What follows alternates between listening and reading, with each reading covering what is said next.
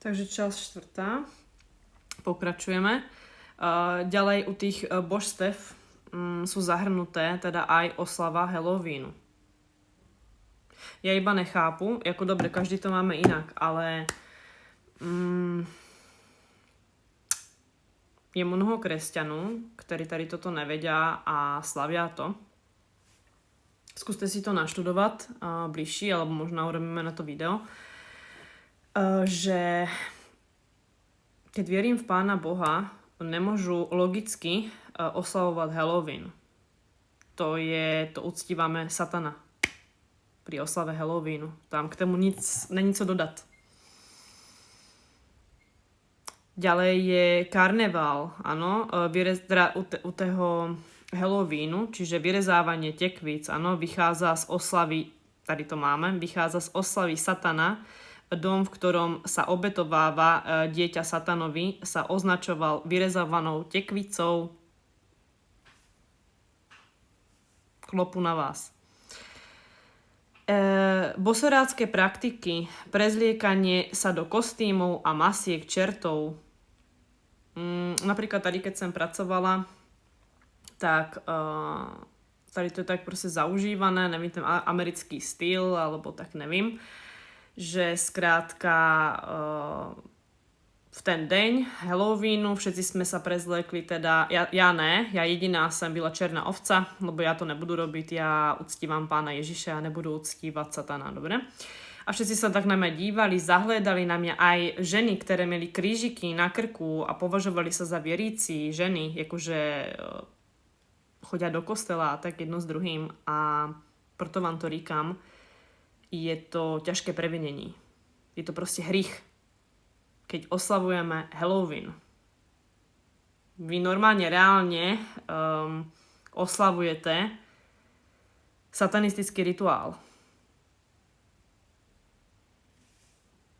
Však ja som to úplne videla, to nemusím mať ani už aj človek, ktorý není inteligentný a má o kolečko menej, si uvedomí, že keď si dávajú ľudia na seba masky, kde majú sekeru v hlavie, kde majú rohy, áno, a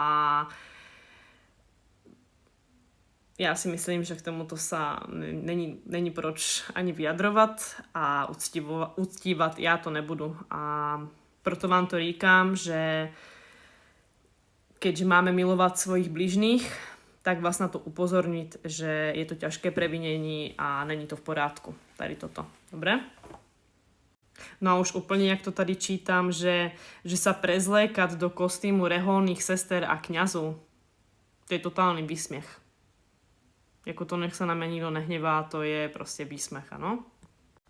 Aj keď vyjadrujeme súhlas s niekým iným, že dobre, ja ťa rešpektujem, že si oslavuješ teda Halloween.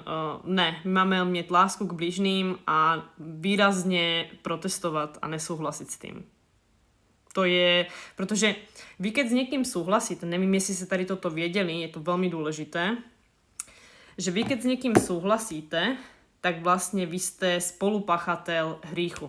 Napríklad, že budem v ďalších videách vyprávať o ďalším prikázaní, ale napríklad niekto niečo ukradne pred vama, áno, a vy akože sa zasmiejete a nic tomu nepovíte, alebo že to vlastne podporujete, tak vlastne vy už ste spolupachateľ toho hríchu. Ďalej, že či sme navštevovali nejakých liečiteľov, áno. To je vlastne, dívajte sa na ten vlas, to je vlastne, sa tomu říká alternatívna medicína, okultizmus. Ďalej, není to dobré, pretože keď nás nikto neuzdravuje, jak sa povie, že v mene Ježiša Krista, tak to je okultizmus. Bez debaty. Tam není proč nejak uvažovať, že toto je dobré a hen toto je zlé, ne. To je proste špatné. Keď sa tam už len samo o sebe, keď sa človek zamyslí, že sám niekoho uzdravil, tak to je pýcha. To není z Boha. My nejsme bohové, aby niekto si myslel, že ja som niekoho uzdravil, alebo je to díky mne, to je už samo o sebe, je to pýcha, je to duchovná pýcha. Že, chápete to? Dále je věc, která sa týká peněz. Že či jsem nějak prehnaně nepremýšľal, že jak sa dostat k tým penězom a nic inšie vás nezajímalo, len jak sa dostat k tým majetkom a jak toto, hen toto. Máte odpověď prostě. To je zvázanost. Jak jsem říkala v těch videách, my sa máme oslobodit. Úplně být slobodným a jak holubica. Ano, být slobodná. Aby sme měli krídla, aby sme mohli letět, ne být zvázaný nějakýma těhlama. Úplně, že být prostě v nějakých reťazách. To sú všetko reťaze, které musíme dať preč, ven ze sebe. A dálej, priatelia moji, veľmi dôležité, co mám doma.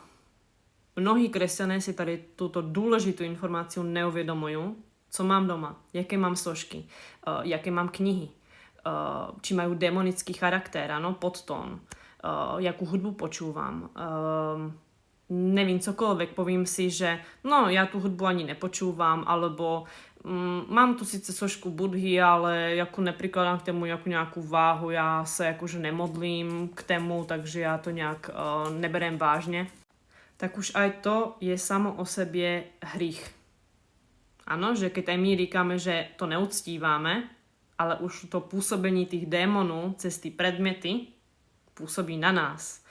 Celá ta energia toho bytu sa v ten táhne. Že aj keď je věrící člověk, si povíme, že ten člověk sa modlí, je zbožný jedno s druhým, ale tyto predmety má doma, tak pozor na to. To je brána pro démonu. Takže pokračujeme. Takže k tým suvenírom ešte. Čiže ďalej sú to obrazy, ano, alebo nejaké tí prívesky ezoterické, alebo co tam máme dál? Egyptskí bohové, faraóni, ano, sami sa považovali za božstvo, ano. Africké sochy, masky, alebo vúdu, ano. Ďalej si musíme dávať pozor, že či sme nenavštívili teda hinduistický alebo buddhistický chrám. To je také považované za hriech. Či som sa nezúčastnil nejakého rituálu. Nedal som si na telo pomalovať nejaké symboly, napríklad henou, ano, hoci aj zo žartu. Alebo z nevedomosti. Či teda sme poverčiví, či veríme, ja nevím, že si musíme zaklopať na stůl, alebo tak, že to všetko akože poverá, ano. Alebo že veríme teda na pátek 13. Talizmany, že ktoré nám prinesú štěstí. No to je už samo o sebe hlúpost.